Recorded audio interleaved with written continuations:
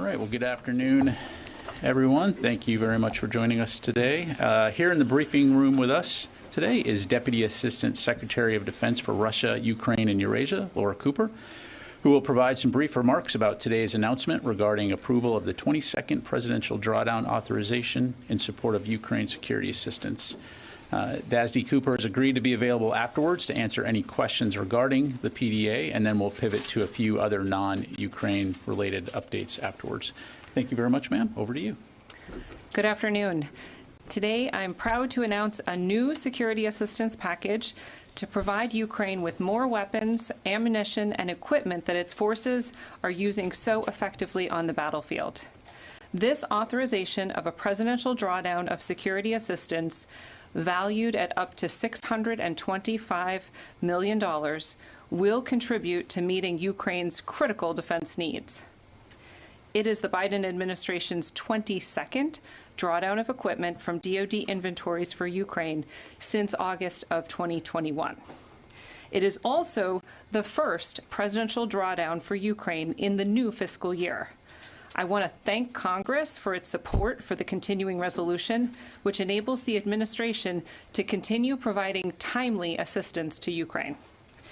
The capabilities in this package are tailored to meet Ukraine's immediate needs, the highlights of which include 4 high-mobility artillery rocket systems, or as you know them, HIMARS, and associated ammunition.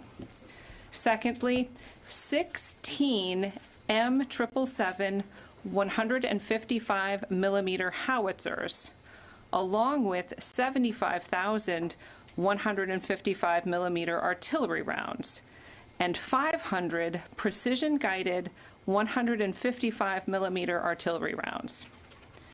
Third, 1,000 155 millimeter rounds of remote anti-armor mine, or RAM, systems. 16 M119 105 millimeter howitzers, 30,000 120 millimeter mortar rounds, and then the last item I want to touch on is 200 Max Pro mine-resistant ambush-protected vehicles, which provide Ukraine with a resilient capability for transporting troops in heavily mined terrain. This package will provide the Ukrainian Armed Forces with additional capabilities and munitions that it needs to maintain momentum in the east and in the south, including additional artillery and precision fires. Ukraine has demonstrated the ability to use these capabilities to degrade Russian logistics and command and control, creating opportunities for Ukraine to maneuver and to advance. This has created, as Secretary Austin said recently, a change in battlefield dynamics. Even as the Russian government moves legislation today to claim parts of Ukrainian territory illegitimately, the reality on the ground is that the Ukrainian armed forces continue to reclaim territory and to consolidate their gains. The liberation of Lyman was a significant operational accomplishment, and Ukrainian forces continue to make deliberate progress in the Kharkiv region and also further south around Kherson. The Ukrainian counteroffensive in Kherson has made significant advances over the last 24 hours, and Ukrainian forces continue to liberate villages as they press forward. The United States will continue to provide Ukraine with the weapons and equipment to meet its urgent needs on the battlefield, while also building Ukraine's enduring strength to defend its sovereignty over the long term. In total, the United States has now committed more than $17.5 billion in security assistance to Ukraine since the beginning of the Biden administration, including more than $16.8 billion since the beginning of Russia's invasion on February 24th. The United States will continue to consult closely with Ukraine to meet its evolving battlefield requirements, in coordination with our allies and partners, to provide Ukraine with the capabilities it needs. As President Biden has said, the United States will continue to stand with the Ukrainian people and provide them with the security assistance they need to defend themselves for as long as it takes. Thank you. Thank you very much, ma'am. As mentioned, Deputy Assistant Secretary Cooper has graciously agreed to answer a few questions about the PDA and Ukraine security assistance. I'd ask that you limit your questions to that topic while she's here, and afterwards, again, I'll stay around to talk about any other questions that you might have. Let's go ahead and start with AP. Hi. Thank you, Ms. Cooper, for doing this. Two questions. One is, can you address, if possible, specific ways that this most recent package was tailored to Ukraine's apparent battlefield successes, if there are specific elements that were added or taken away because of how Ukraine is doing? And it would also be great if you could address the question of ammunition broadly, of how much Ukraine is short ammunition compared to Russia, and how, there's been a lot of discussion of how they've made selective use of ammunition to make up for the number disparity. But if it's possible to get specific ratios or numbers of how much Ukraine has versus Russia has based on the assessment of the Pentagon. Great. So first, I would say in terms of how this package responds to what the Ukrainians need, the capabilities that I discussed, these are capabilities that the Ukrainians have received previously and have requested additional capabilities. And it also responds to, in terms of the volume of ammunition that they need on the battlefield today. We're looking very closely at their consumption rates for ammunition to make sure that they have what they need for the counteroffensive.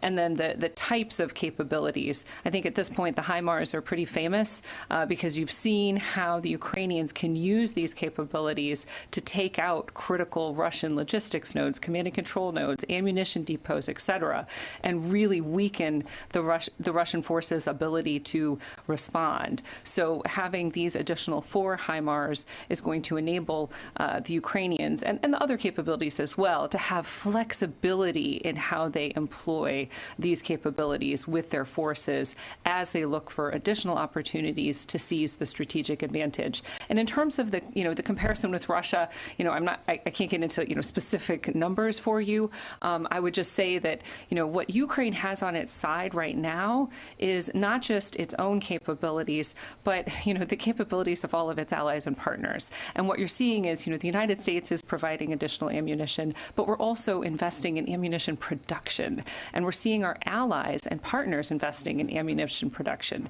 We had Undersecretary LaPlante last week meeting with allies, armaments directors, talking about ways to sustain the industrial base to continue to support Ukraine.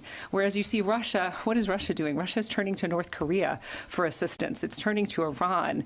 It doesn't have that depth of support. Thank you. Let's go to Sylvie and then Tom. Thank you very much.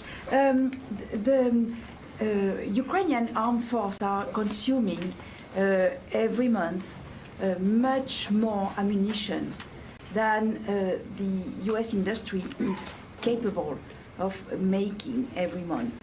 So how confident are you that you can help Ukraine as long as it takes, as you said? So that's where we get into the question of production, and we are confident that we are investing in production. It's ramping up, and we see our allies also ramping up in production.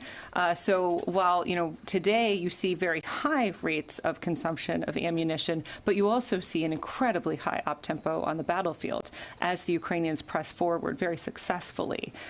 We are increasing production, and we see over time that we will be able to have a sustainable rate, both for ourselves and for the Ukrainians. Thanks. Let's go to Tom, and then we'll go over here. Just a quick follow-up on that, and then a second question, Secretary. One is that it seems like there's a balance between how much we're producing to supply, we and the U.S. allies are producing to supply the Ukrainians, as well as their consumption. And we've spoken before about the clock in the sense of seasonal. There's going to be fall and winter coming. Without asking you to project, what the Ukrainians may or may not do tactically, but is there, part of the calculation is that there has to be a slowdown at some point because of Mother Nature that would help production ramp-ups meet the demand of the Ukrainians? And my second question off that, not on that, is announcement earlier about this drawdown authority mentioned Claymore mines were supposed to go as well, and you didn't mention it. Were they removed from the package? Sorry about that. Yes, Claymore mines were in the package. Yes, yes, and we've provided. They are in the package, and we have provided those before. Yes, that's correct. Sure, that's correct. Okay. Yes, and in terms of your question about seasonal aspects to the fight, absolutely. Weather plays a big factor in any war. And here, what we would anticipate is, as the weather changes, maneuver will be much more challenging. I mean, you get really muddy ground. It of course, increases just the challenge to the average fighter, the average soldier, in terms of the impact of the weather on the conditions. Now, for us, we know that we have been looking to the Ukrainians for what their needs are for the winter. You've seen allies taking a leadership role in providing winter equipment to the Ukrainian soldiers, making sure that they have what they need to sustain themselves throughout this winter. Before we were talking about ammunition, but cold weather gear is going to be really, really important. But I'm confident that us with our allies are actually meeting those needs. Not as sure about the Russian forces. Thank you. Okay, we're going to go to Jennifer Griffin, and then we'll go to the phones. Yes. Hi. There have been reports that the Russians have a train that might be carrying tactical nukes toward the Ukrainian border. Are you seeing any evidence of that? Is that true? I've seen these reports. I have nothing to corroborate. And is there anything that you will be providing to help Ukraine protect themselves against a possible nuclear strike? Well, here, in terms of protective equipment, we've already provided a considerable amount of protective equipment against chemical, biological, and radiological threats. Going back to, I believe it was our 7th presidential drawdown, we actually provided a number of personal protective equipment items, and we have also had a longstanding tradition of cooperating with the Ukrainians through the Cooperative Threat Reduction Program, and we've provided significant quantities of personal protective equipment through that program. Thank you. We'll go ahead and go out to the phones here. Phil Stewart, Reuters. Yeah, thank you. Just to double down on the nuclear issue, could you just give us a bit greater sense of whether you've seen anything to indicate that Russia is contemplating a use of nuclear weapons, and secondly, is there any evidence that's been uncovered so far by the U.S. or its allies as to who is behind the ruptures of the Nord Stream pipelines? Thanks. Phil, so in terms of the nuclear question, we have certainly heard the saber rattling from Putin, but we see no signs that would cause us to alter our posture in terms of the nuclear piece. And on the pipeline issue, I don't have any new information for you. Okay, thanks very much. Laura? Thank you. First, I just wanted to, on the nuclear question, your answer to Jen, you said you'd see nothing to corroborate those reports about the convoy heading toward the border. I only have seen the open source reports. I don't have anything else but the open source reports. Okay, so you're not telling us that you have not been able to corroborate that. Can you just clarify? I have only the open source reports. I have nothing else. And just I'm sorry. I see what you're saying. No. Okay. Yeah. And then separately on the HIMARS, it's been quite a few weeks, I think, since we've seen HIMARS launchers being transferred to Ukraine. Can you just talk about that decision to send 4 more right now, and how do you balance Ukraine's need for additional HIMARS with our own needs for contingencies?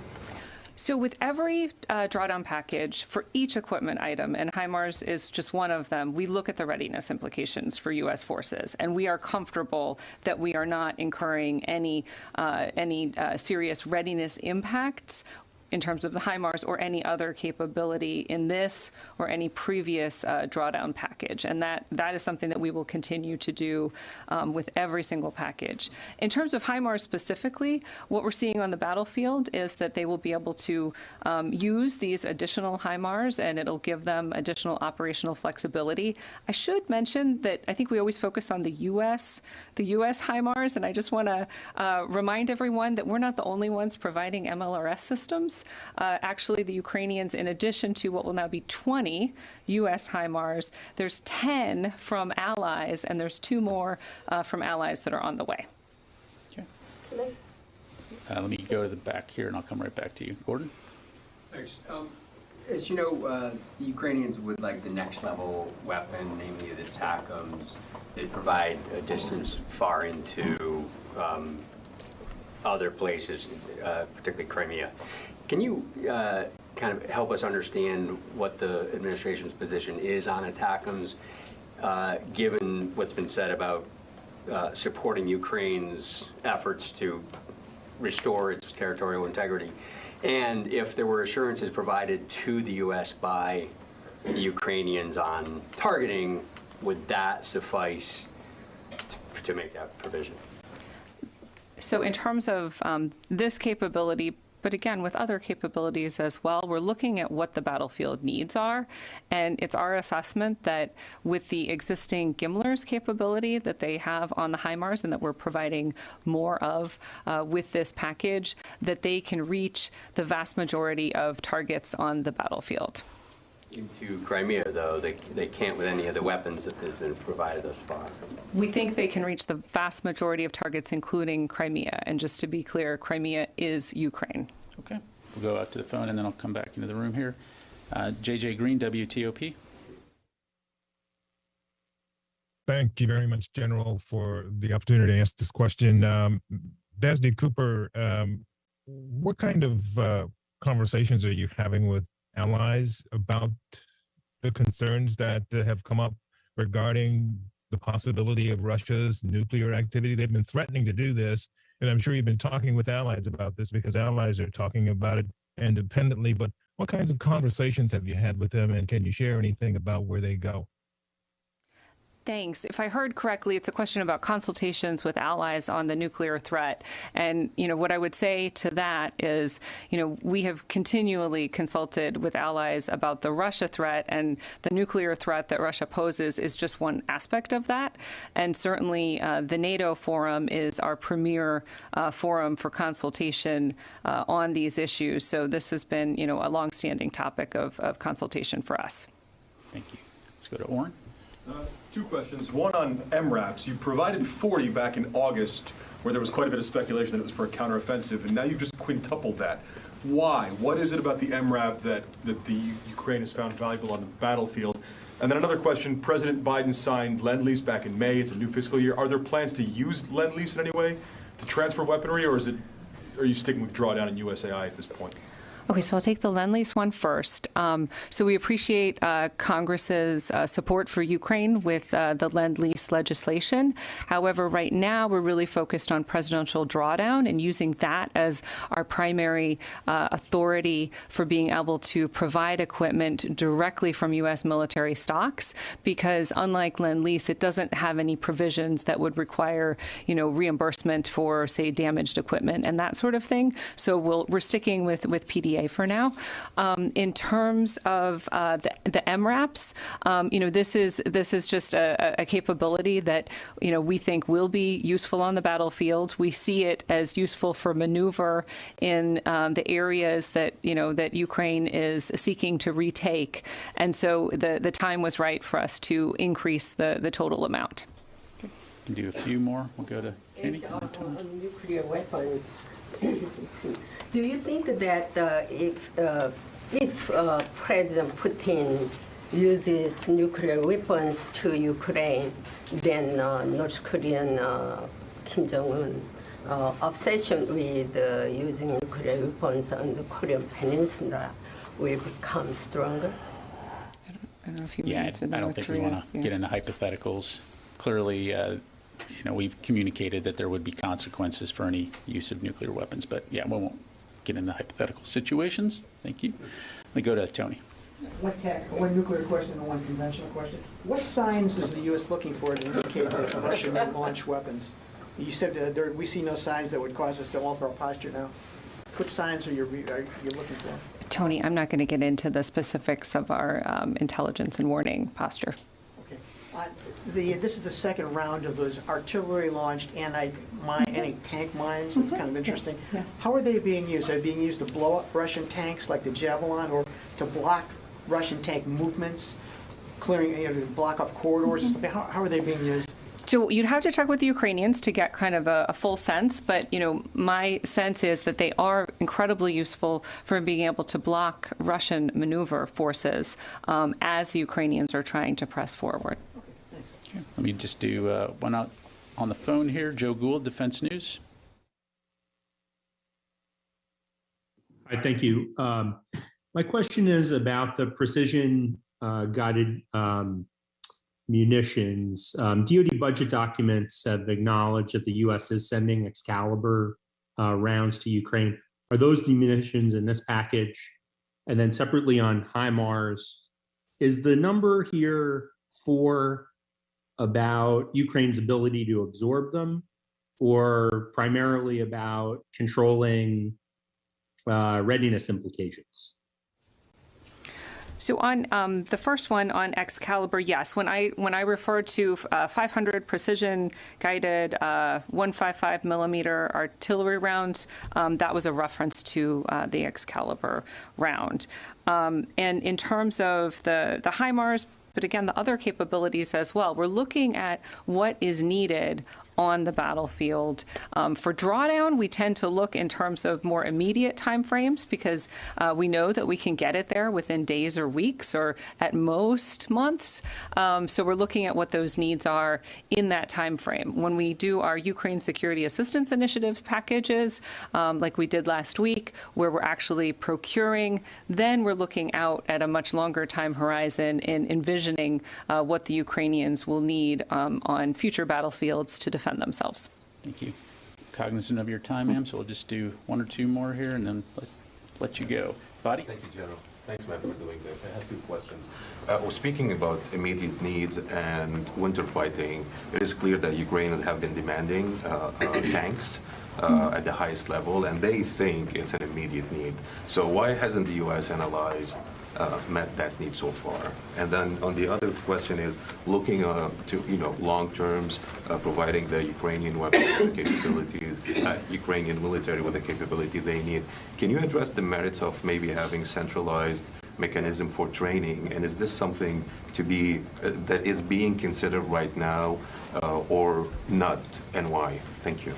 Great, excellent. So on tanks, we absolutely agree that the Ukrainians need tanks. And, I don't have the breakout of numbers, but, the U.S. has worked with allies to support Ukraine with 1,000 armored tanks and other, armored APCs so far. So we definitely see the need for tanks. The easiest to provide immediately and be immediately deployed on the battlefield are the Soviet-type tanks that the Ukrainians already know how to operate, but more importantly, that they know how to repair and that they have spare parts for. So one of the challenges with introducing other, Western-type tanks is the maintenance and the sustainment piece. And with every single capability we give to Ukraine, or with every capability we encourage our allies and partners to provide, we want to make sure that they have the right maintenance and the right sustainment, and that they're supporting the Ukrainians with being able to do that. Now, on your question about training, so far, we have focused. Now, first of all, it's important to note we've been training the Ukrainians since just after 2014, and we're very proud of the training that we have done of the Ukrainian armed forces over the years. But since the invasion, our focus has really been on training them for new equipment, so that those new equipment items that we provide, they can immediately put to good use on the battlefield. Whether you're talking, the M777 or the HIMARS or new UASs that we're providing.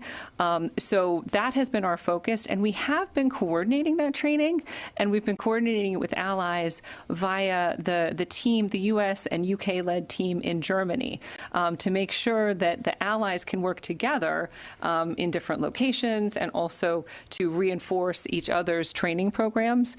But certainly, we really welcome additional training that is being provided right now by the Brits. The UK has started a major training program to train at the basic training level, and we'll continue to see how we can evolve our own training program and coordinate with the allies using that central coordination hub in Germany. Thank you. Jennifer and then Qasim, and then we're going to... Can you rule out that the U.S. was involved in any way on the attacks on the pipeline, the Nord Stream pipeline? The U.S. was in no way involved. Qasim, last question. Madam, question about nuclear. I know that you won't talk about what you see on the ground, and I know that the United States hasn't changed its posture, but to what extent are you concerned that Russians might use tactical nuclear weapons in the battlefield in Ukraine? And also another question, as a general question, what is the biggest lesson that you learned about Russians in this war in Ukraine? Okay. Oh, that one's really hard. So on the nuclear piece, certainly we always have to take the threat of nuclear use seriously, and so we do. And that's why we are watching very closely, and that's why we do consult closely with allies. But at the same time, at this point, it's rhetoric is only rhetoric, and it's irresponsible saber rattling that we see at this point. The greatest lesson about Russia, it's hard to come up with just one lesson, but I think that most of us watching this have been appalled and horrified at the state of the Russian armed forces, from the ground all the way up to the top, in terms of the poor quality leadership, the brutality of the tactics. And with every day, we continue to see this horror unfolding. Thank you very much for your time today, ma'am. I appreciate it. Thanks. All right. So in addition to today's PDA announcement, I do have a few other updates to provide. As you are aware, the Democratic People's Republic of Korea conducted a ballistic missile launch last night that overflew Japan. The United States condemns these actions and calls on the DPRK to refrain from further unlawful and destabilizing acts.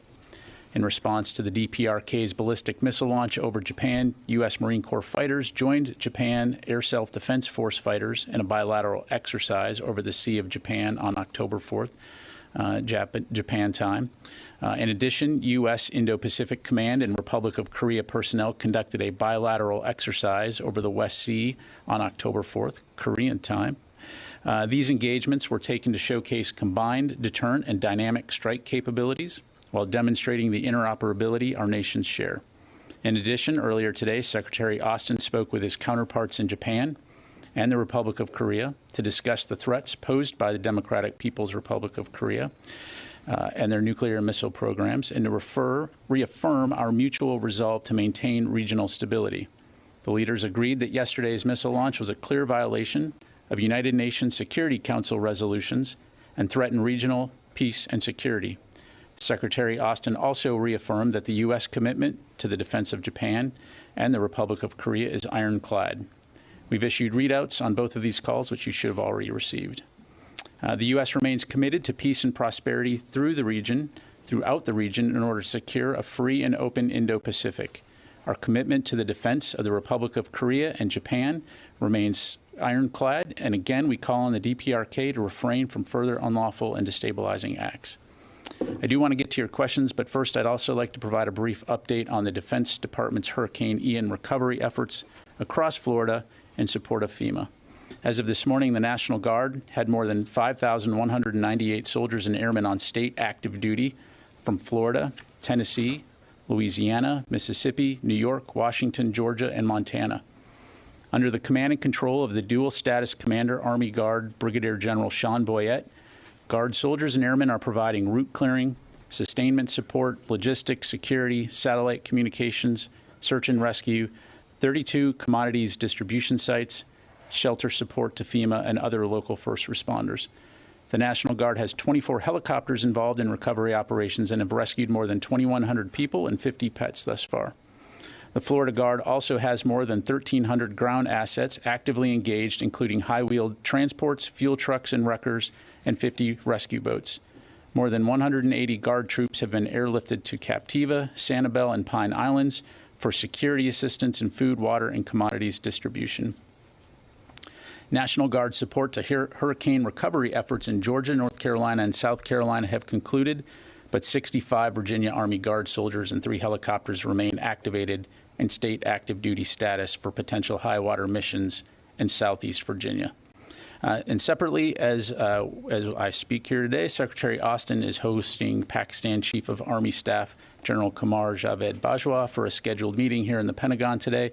This year marks the 75th anniversary of relations between the United States and Pakistan. We will be issuing a readout later today. And finally, on behalf of the DoD Public Affairs team and Secretary Austin, I want to welcome Assistant to the Secretary of Defense for Public Affairs, Chris Mayer, who arrived on station this week. As the department's senior public affairs leader, he will oversee DoD's media relations and public outreach efforts and serve as Secretary Austin's senior advisor on public affairs and strategic communication. He brings deep communications experience, and we all look forward to his leadership. And with that, I will take your questions. We already went to AP, so I'm going to go to Janie first. Thank you. Thank you very much. You mentioned about the North Korea launched the missiles. I have two questions. Regarding North Korea's continued provocations, is there any immediate military response to North Korea? Is there any military response to North Korea? Well, as I highlighted in my comments, the United States conducted bilateral exercises with both Japan and the Republic of Korea to, again, demonstrate our solid alliance and our firm commitment to working with one another and to enable interoperability. Thank you. I have another one. The South Korean government said North Korea had launched the medium-range missiles, but today White House National Security and Council saying that it was the long-range missiles. What is the real? I mean, why are the two countries making different announcements about this missile line? Yeah, sure. So what I would say right now is that we're still assessing the launch, assessing the missile. And so when and if we're able to provide additional details on that, we'll certainly make sure they get that. The, clear analysis on this? I mean, DOD's. Again, we're assessing the missile launch, so that's okay. This is very important because medium range and long range No, I understand. missiles. Right, I understand. So I mean, the missile overflew Japan, but in terms of the type of missile, the point of impact, the range, all of that's being assessed right now. So I'm not going to have. I'm not going to characterize it. Again, we're going to assess it. Okay. Thank you, ma'am. I'm going to go back here. Yes, sir. Travis with military.com. Thank you, Pat. I wanted to ask about the hurricane response. I know that this is partly up to the state, but do you have any sense of how long this military assistance is going to be needed, due to the devastation there? And secondly on that, do you have any sense of how this response compares to responses to other past large storms? I mean, just numbers-wise, is this a particularly large military response, or does it kind of is it similar to other large storms we've seen? Well, I think, to your last question there, I think every single situation in and of itself, will merit the size and scope of the military response. Certainly in this particular case, given the swath and the destruction that the storm has caused, it's a significant amount of military support to FEMA and to the states. As far as how long this will last, I'd be speculating. Clearly, we'll continue to work, the National Guard, the Department of Defense will continue to work with FEMA, continue to work with the states, and support them for however long it will take. Thanks.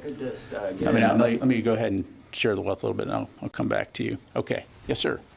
Yes, sir. Matt Seiler with ABC. Thank you. Had another North Korea question. What's the Pentagon's latest assessment of the likelihood of North Korea launching a nuclear test? And whatever that assessment is, has it now become more likely from your point of view, given this most recent launch over Japan? So I don't want to speculate on whether they will or not. As you know, there has been indications in the past that the DPRK is preparing a test site for what would be its 7th nuclear test. If they do such a test, from our perspective, it would clearly constitute a grave escalatory action and seriously threaten regional and international security and stability. Regardless, we continue to work with our Republic of Korea and Japanese partners for all contingencies, and again, would call on the DPRK to cease these type of destabilizing and unlawful actions. Thank you. Ma'am. Hi, Brandy Vincent from the Scoop.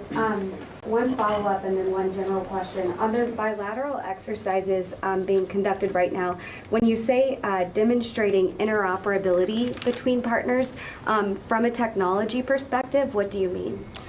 So interoperability, the ability to fly and fight together is not something that you can just wake up in the morning and do, right? As evidenced by our operations during the counter-ISIS campaign, as evidenced by the current effort in Ukraine, our ability to work and fight and deter alongside our partners is critical in terms of deterrence, demonstrating that we do have the capability to fight together when and if we need to. And so these exercises are an opportunity for our military members to work together to exercise those capabilities, to one, send a message that we are prepared, and two, that if we need to fight, we can, and we can do it together. Thank you. Just really quickly, the classified version of the NDS was sent to Congress in March, and we've been waiting for an unclassified version since then. Last week, the President's coordinator for defense policy said that we could expect an unclassified version coming out soon. What does the timing look like on that? It would probably be a huge mistake for me to give you a time from this podium. All I can say is that when we have something to announce, we will announce it. Keeping it, why hasn't it been released?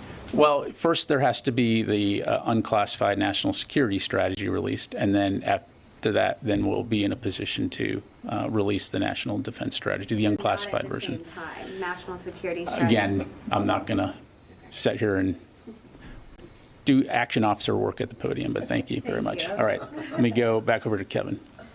Hi, General. Kevin Barron. I'm a friend of Gordon Loobolt's. We've met before. I have a question on Mike Pompeo has come out with a series of new ads through his PAC on wokeism in the military, and part of a political conservative accusation that wokeism is affecting recruiting, among other things here. Is the Pentagon doing anything to dig into this? Do you have any data showing yes or no that wokeism, that all the programs that have been put in place in the last couple of years here on racism and extremism, et cetera, are negatively affecting or in any way affecting recruiting and retention levels? Yeah, thanks for the question, Kevin. As I'm sure you can appreciate, I'm not going to comment on anybody's particular election campaign, so thanks for the question. That's fine. All right, do you have any data, or are you studying this issue at all? As it pertains to an individual's election campaign, no. As it pertains to the recruiting difficulties the services have been reporting the last few months? I think we've been very public in terms of the challenges that we face as a department in terms of recruiting, to include a lot of the reasons that we assess why that is, to include a propensity to serve, to include the recruiting age population. And so the department continues to work very, very hard. All the services do to find ways to demonstrate to the American public that this is an attractive and great way of life. I mean, the opportunities that you get while serving in the military are unparalleled, no matter what walk of life you come from or what your background is. So I am confident that each of our services will continue to research that and look at it and find ways that we can connect with the public, because at the end of the day, this all-volunteer force needs volunteers, and it's essential to defending our country and our way of life. And I'm going to go to the next question. Ro. Thank you very much. Two questions on North Korea. During the Secretary's phone call with the Japanese and South Korean counterpart this morning, did they discuss deployment of more U.S. military assets to the South Korea and Japan to reinforce deterrence? And secondly, do you still believe that denuclearization of the Korean Peninsula is a realistic end goal of the U.S. policy on North Korea? So denuclearization continues to be the policy, as we've said in the past. In terms of the phone call this morning, I think the readout that we provided the contours of the discussion to include a discussion about the exercises that our two countries have conducted in the past and the exercise that we conducted today. Thank you. Qasim. General, as the North Korean missile flew over Japan, apparently there was no engagement. against the missile? Do you rule out that there was no engagement against the missile? In terms of trying to intercept the missile? No. And also, you mentioned that there was an exercise with Japan, and also you tried to characterize it as a way of a response to it. Was in response, correct. It was in. It was a show of force. What was that really? It was a demonstration of our commitment to working with one another and interoperability. Again, sending a message to the DPRK that the alliance between the United States, Japan, and the Republic of Korea is very, very strong, and that we are prepared to work together to deter any type of threats. So those were conducted in response to that launch. Can I follow up on this, General, this topic? I'll come back to you. I want to give other folks. Yes, sir. Mike Press, the Washington Examiner. U.S. Africa Command said they launched a strike this weekend targeting al-Shabaab militants. It's the fourth strike since about mid-August. Could you give us an update about the situation on the ground there and if the threat from al-Shabaab is increasing? So I'll talk in general terms. Really, I would encourage you to talk with AFRICOM, who can give you more of a deep dive. Clearly, al-Shabaab is a concerning organization, as an offshoot of ISIS. And we continue to work closely with the Somali government to try to train, advise, assist as they confront that threat to try to prevent it from spreading further. Clearly, these strikes are meant to try to prevent that from happening. We've all seen in the past what can happen when it does, and so we'll continue to work closely with Somalia on that. But I would recommend you contact AFRICOM. Okay, so let me go here and then the back, and then I'll come back to Sylvie. Thank yes, you, sir. General. Thank you. Mohammed Mehdi with Al Mayadeen Network.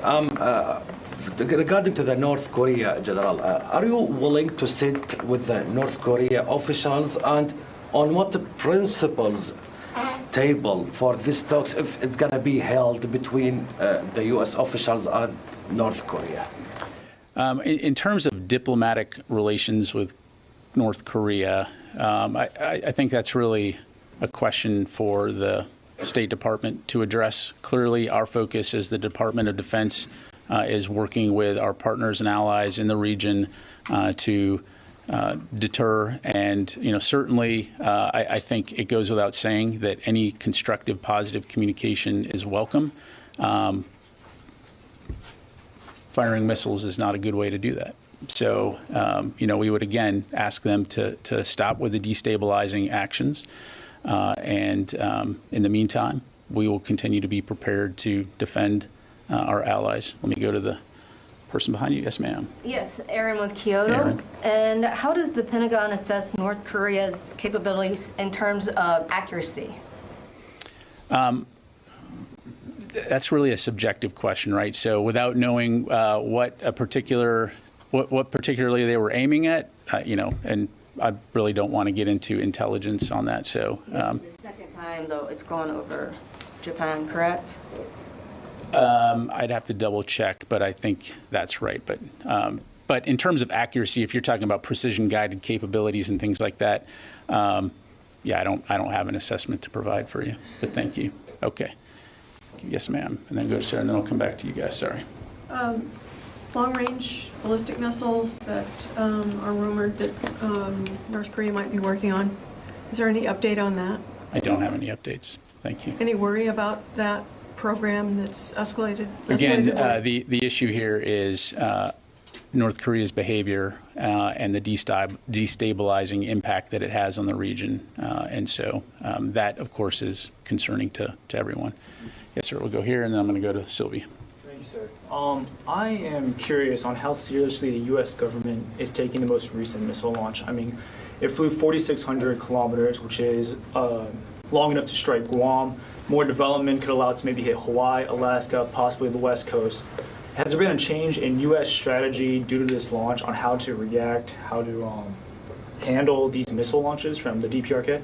Well, I think we're taking it very seriously, as evidenced by the fact that, again, we conducted 2 bilateral exercises with the Republic of Korea and with Japan shortly after the launch. And also, you saw the series of communications between, not only senior leaders throughout the U.S. government, but Secretary Austin talking to his counterparts in Korea and in Japan. Thank you. Sylvie.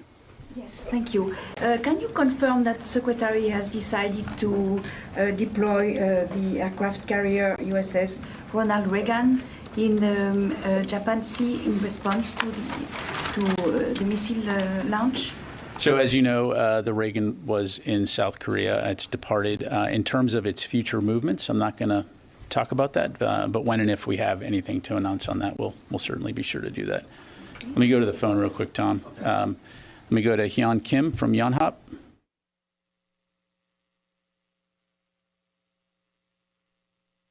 Hyun, are you there? Okay. Heather Mongilio from USNI. I was actually wondering if you can talk a little bit about the Secretary's meeting when he went to Red Hill. I saw that the Department of Defense released a new supplement to the plan that's now looking at a reduced timeline of 30 days instead of 120 days for defueling, if that is a possibility. And I was wondering if you had any comments on whether this is something that the department is pursuing seriously. Yeah, thanks, Heather. So as you highlight, the Secretary did visit Joint Task Force Red Hill this last week when he was in Hawaii. He had the opportunity also to visit the bulk storage facility and meet with the Indo-PACOM commander and with the Joint Task Force Red Hill commander, Rear Admiral Wade. And as part of those discussions, the emphasis on